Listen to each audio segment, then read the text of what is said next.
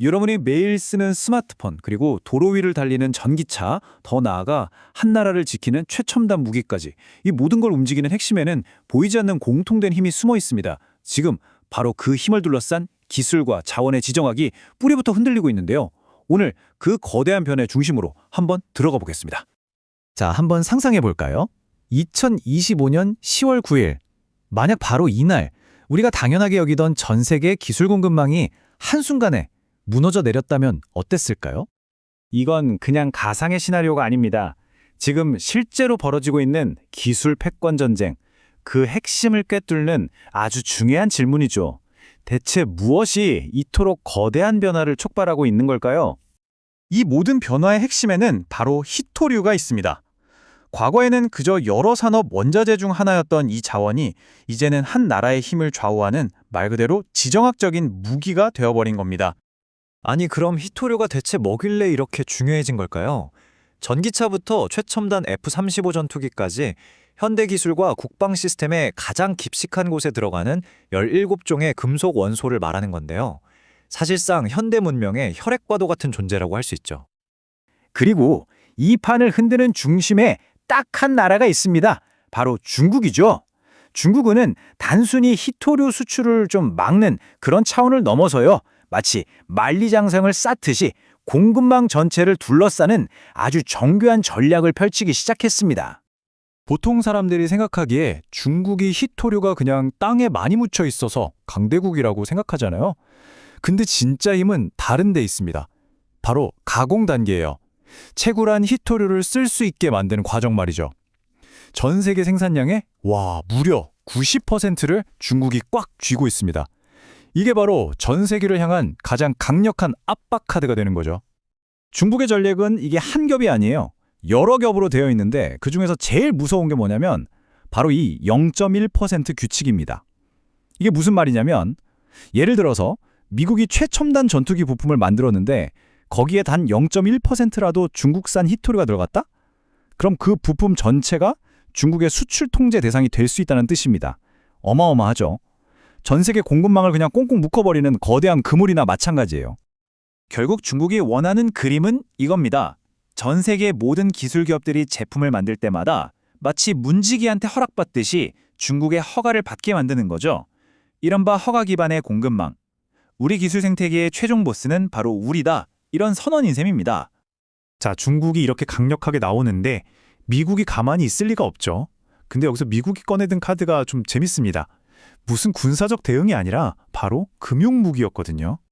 미국은 자국 내에 완전한 공급망을 만들기 위해서 한 회사를 국가대표로 딱 점찍었습니다. 그게 바로 MP 머티리얼스라는 회사입니다. 미국 전략의 알파이자 오메가, 바로 이 숫자입니다. 킬로그램당 110달러. 이게 그냥 보조금 좀 주는 그런 차원이 아니에요. 시장의 판 자체를 뒤집어버리는, 중국의 가장 강력한 강제 공격을 막아낼 수 있는 그런 금융 무기인 겁니다. 이 가격 보장 제도가 왜 그렇게 대단하지 하면요. 과거 중국의 필승 전략을 완벽하게 카운터치기 때문입니다. 예전에 중국이 어떻게 했냐면 시장에 히토류를 막 쏟아 부어서 가격을 폭락시켜요. 그럼 서방 경쟁사들은 버티지 못하고 파산했죠. 근데 이제는 펜타곤이 110달러는 무조건 보장해주니까 중국이 아무리 덤핑을 해도 미국 기업은 절대 망하지 않는 그런 강력한 방패가 생긴 겁니다. 바로 이 가격 보장이 모든 걸 가능하게 만드는 핵심 축, 린치핀 역할을 하는 겁니다. 생각해보세요. 정부가 이 사업은 망해도 최소한 이 가격은 보장해줄게 라고 하니까 민간 투자자들 입장에선 이건 안전하네? 하고 확신을 갖게 되겠죠. 그러면서 수십억 달러의 투자가 막 몰려들기 시작한 겁니다. 그런데 말이죠. 이렇게 양쪽이 치열하게 싸우고 있는데 여기에 기름을 붓는 새로운 변수가 등장합니다. 바로 AI 혁명이에요. 여기서부터 수요가 정말 폭발하기 시작합니다. AI 붐이 어떻게 히토류 수요를 폭발시키는지 한번 볼까요? 자, 먼저 AI가 뜨니까 데이터 센터가 엄청나게 필요해지죠. 근데 이 데이터 센터가 전기를 어마어마하게 먹는 전기 먹는 하마거든요. 그래서 이 전력을 친환경적으로 얻으려고 풍력 발전 같은 신재생에너지를 막 짓게 됩니다. 여기서가 포인트인데 데이터 센터나 풍력 터빈이나 둘 다 고성능 히토류 자석이 엄청나게 필요해요. 그러니까 AI 때문에 데이터 센터 짓고 데이터 센터 때문에 풍력 터빈 짓고 수요가 수요를 낳는 이런 연쇄 반응이 터져버린 겁니다. 그리고 히토류가 왜 국가 안보에 있어서 절대 타협할 수 없는 문제인지 이 숫자들이 그냥 딱 보여줍니다.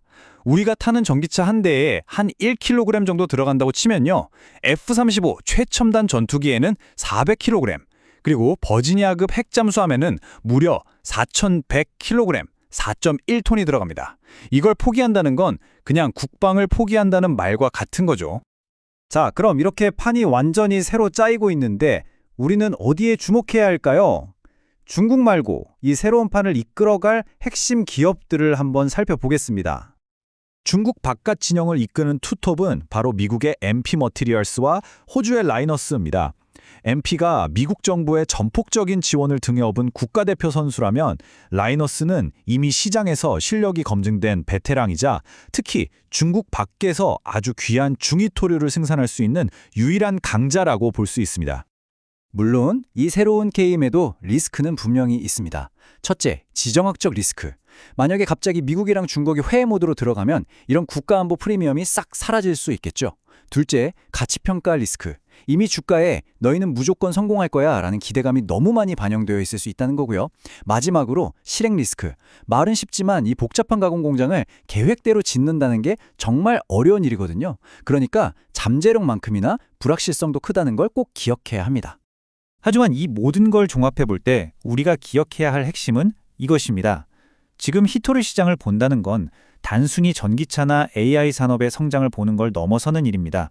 이건 글로벌 공급망이 재편되는 지각 변동, 각국의 기술 주권 싸움, 그리고 21세기 국가 안보의 항방에 직접 투자하는 것과 같습니다. 결국 우리는 이 질문 앞에 서게 됩니다. 공급망이 중국과 서방, 이렇게 두 개의 블록으로 쪼개지는 세상에서 과연 어떤 기술이 살아남고 어떤 기술이 도태될 것인가? 그리고 이 미래를 건설하는 최종 승자는 과연 누가 될 것인가? 이 질문에 대한 답이 앞으로 우리의 세상을 결정하게 될 겁니다.